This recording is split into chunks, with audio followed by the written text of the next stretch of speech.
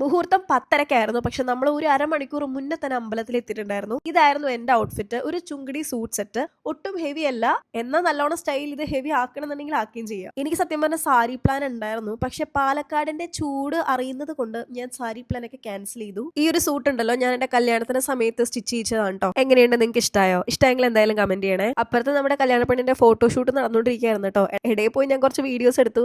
Time ഉള്ളതുകൊണ്ട് ഞാനും അഞ്ജനയും വെറുതെ ചുമ്മാ ഫോട്ടോസ് ഒക്കെ എടുത്ത് അവിടെ കറങ്ങി നടക്കുമായിരുന്നു. കുറച്ച് കഴിഞ്ഞ് ചെക്കനെത്തി. ആദ്യം അവർ അങ്ങോട്ടും ഇങ്ങോട്ടും ചന്ദനം തൊട്ട് കൊടുത്തു, പിന്നെ താലി കെട്ടി. തിരക്കായതുകൊണ്ട് ഞങ്ങൾക്കൊന്നും കാണാൻ പറ്റുന്നുണ്ടായില്ല. പിന്നെ എന്റെ ഫോൺ ഞാൻ പൊക്കി പിടിച്ച് വീഡിയോസ് എടുത്തു. അതിലാണ് പിന്നെ കണ്ടത് കേട്ടോ. ഞാനും അഞ്ജനയും ഇങ്ങനെ ഓർക്കുമായിരുന്നു. വർക്ക് ചെയ്തുകൊണ്ടിരിക്കുന്ന ടൈമില് ഷൊട്ടിന്റെ അടുത്ത് ഞങ്ങൾ ചോദിച്ചു, എപ്പോഴായിരിക്കും നിന്റെ കല്യാണം എന്ന് ചോദിച്ചപ്പോഴേക്കും ഷൊട്ട് പറഞ്ഞു, ഇപ്പോഴൊന്നും ഉണ്ടാവില്ലടി, 2 വർഷം കഴിഞ്ഞ് ഉണ്ടാവുള്ളൂ. ദേ ഇപ്പൊ 2 വർഷവും കഴിഞ്ഞ് അവളുടെ കല്യാണവും കഴിഞ്ഞു. ഇത്ര പെട്ടെന്ന് ഈ സമയം പോകുന്നല്ലേ. പിന്നെ ഉണ്ടല്ലോ, ഇവര് പരസ്പരം ഷൊട്ടേന്നാണ് കേട്ടോ വിളിക്കുന്നത്. അത് കേട്ടിട്ടാ ഞങ്ങളും ഇങ്ങനെ വിളിച്ചു തുടങ്ങിയത്.